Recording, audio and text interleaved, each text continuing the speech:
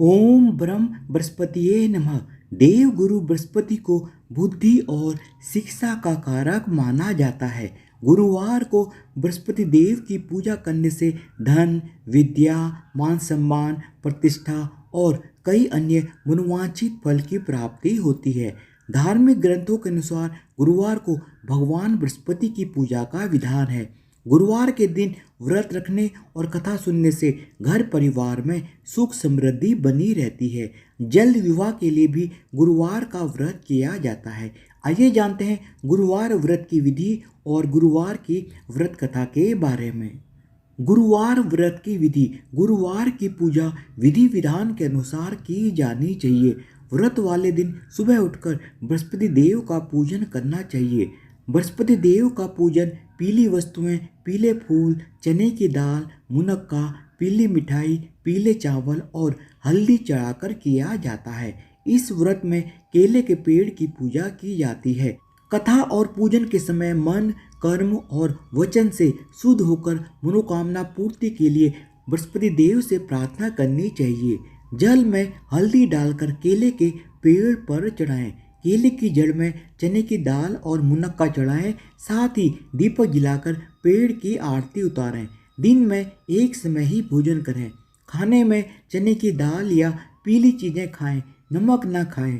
पीले वस्त्र पहनें, पीले फलों का इस्तेमाल करें। पूजन के बाद भगवान बृहस्पति देव की कथा सुननी चाहिए। गुरुवार की व्रत कथा। प्राचीन काल की बात है। किसी राज्य में एक बड़ा प्रतापी और दानी राजा राज करता था। वह प्रत्येक गुरुवार को व्रत रखता एवं भूखे और गरीबों को दान देकर पुण्य प्राप्त करता था। परंतु यह बात उसकी रानी को बिल्कुल भी अच्छी नहीं लगती थी। वह न तो व्रत करती थी और न ही किसी को एक भी पैसा दान में देती थी और राजा को भी ऐसा करने से मना करती थी। एक समय की बात है, राजा शिकार खेलने के लिए वन चले गए थे। घर पर रानी और दासी ही थी। उसी समय गुरु बृहस्पति देव साधु का रूप धारण कर राजा के दरवाजे पर भिक्षा मांगने के लिए आए। साधु ने जब रानी से भिक्षा मांगी तो वह कहने लगी, हे साधु महाराज, मैं इस दान और पुण्य से तंग आ गई हूँ। आप कोई ऐसा उपाय बताएं जिससे कि सारा धन नष्ट हो जाए और मैं आराम से रह सकूं। बृहस्पति देव ने कहा, हे देवी, तुम बड़ी विचित्र हो। संतान और धन से कोई दुखी होता है? अगर अधिक धन है तो इसे शुभ कार्यों में लगाओ। कुंवारी कन्याओं का विवाह कराओ। विद्यालय और बाग बगीचे का निर्माण कराओ, जिससे तुम्हारे दोनों लोग सुधरें। परंतु साधु की इन बातों से रानी को खुशी नहीं हुई। उसने कहा कि मुझे ऐसे धन की बिल्कुल भी आवश्यकता नहीं है जिसे मैं दान दूं और जिसे संभालने में मेरा सारा समय नष्ट हो जाए। तब साधु ने कहा, यदि तुम्हारी ऐसी ही इच्छा है तो मैं जैसा तुम्हें बताता हूँ तुम वैसा ही करना। गुरुवार के दिन तुम घर को गोबर से लीपना। अपने केशों को पीली मिट्टी से धोना। केशों को धोते समय स्नान करना। राजा से हजामत बनाने को कहना। भोजन में मांस मदिरा खाना। कपड़ा धोबी के यहाँ धुलने डालना। इस प्रकार 7 बृहस्पतिवार करने से तुम्हारा समस्त धन नष्ट हो जाएगा। इतना कहकर साधु रूपी बृहस्पति देव वहाँ से अंतर्ध्यान हो गए।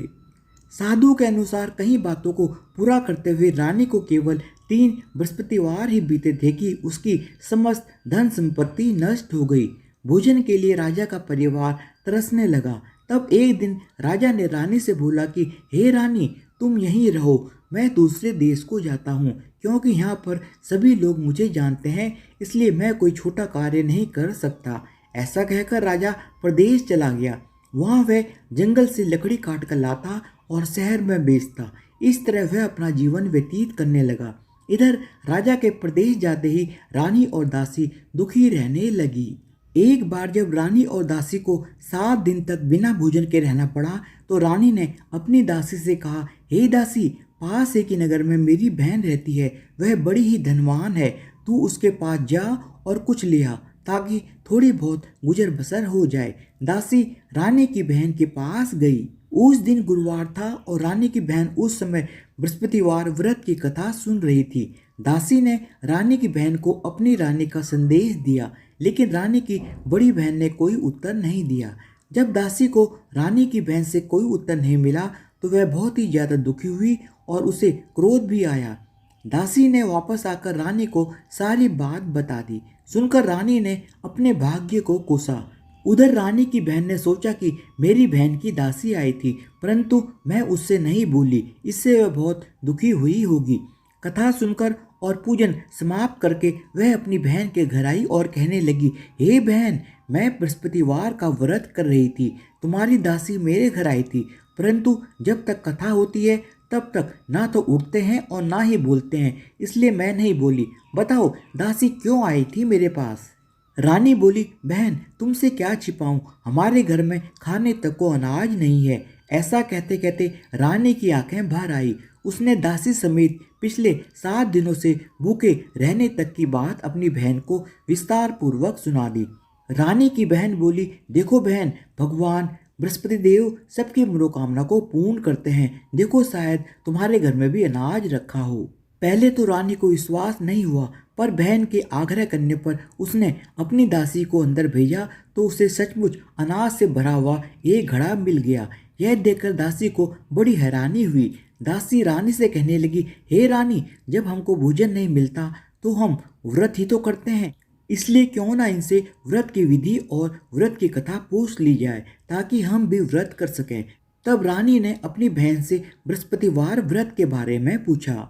उसकी बहन ने बताया, बृहस्पतिवार के व्रत में चने की दाल और मुनक्का से भगवान विष्णु का केले की जड़ में पूजन करें तथा दीपक जलाएं, व्रत कथा सुने और पीला भोजन ही करें, इससे बृहस्पति देव प्रसन्न होते हैं। व्रत और पूजन विधि बताकर रानी की बहन अपने घर को लौट गई।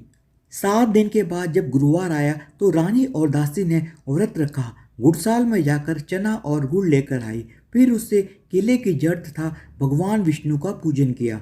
अब पीला भोजन कहाँ से लाएं? इस बात को लेकर दोनों बहुत ही ज़्यादा दुखी थी, क्योंकि उन्होंने व्रत रखा हुआ था, इसलिए बृहस्पति देव उनसे अत्यंत प्रसन्न थे। इसलिए वे एक साधारण व्यक्ति का रूप धारण कर 2 थालों में सुंदर पीला भोजन दासी को दे गए। भोजन पाकर दासी अत्यंत प्रसन्न हुई और फिर रानी के साथ मिलकर भोजन ग्रहण किया। उसके बाद वे सभी गुरुवार को व्रत और पूजन करने लगी। बृहस्पति देव भगवान की कृपा से उनके पास फिर से धन संपत्ति आ गई, परंतु रानी फिर से पहले की तरह ही आलस्य करने लगी। तब दासी बोली, देखो रानी, तुम पहले भी इस प्रकार आलस्य करती थी, तुम्हें धन रखने में कष्ट होता था, इस कारण सभी धन नष्ट हो गया, और अब जब भगवान बृहस्पति की कृपा से धन मिला है तो तुम्हें फिर से आलस्य होता है। रानी को समझाते हुए दासी कहने लगी कि बड़ी मुसीबतों के बाद दोबारा हमने यह धन पाया है, इसलिए हमें दान पुण्य करना चाहिए, भूखे मनुष्यों को भोजन कराना चाहिए और धन को शुभ कार्यों में खर्च करना चाहिए, जिससे तुम्हारे कुल का यश बढ़ेगा, स्वर्ग की प्राप्ति होगी और पितृ प्रसन्न होंगे। दासी की बात मानकर रानी अपना धन शुभ कार्यों में खर्च करने लगी, जिससे पूरे नगर में उसका यश फैलने लगा। कुछ समय के बाद राजा भी प्रदेश से वापस आ गया।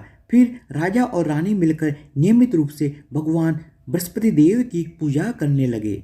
बृहस्पतिवार व्रत कथा के बाद श्रद्धा के साथ आरती की जानी चाहिए। इसके बाद प्रसाद बांटकर उसे ग्रहण करना चाहिए। धन्यवाद। बोलो बृहस्पति देव महाराज की जय हो। भगवान विष्णु की जय हो।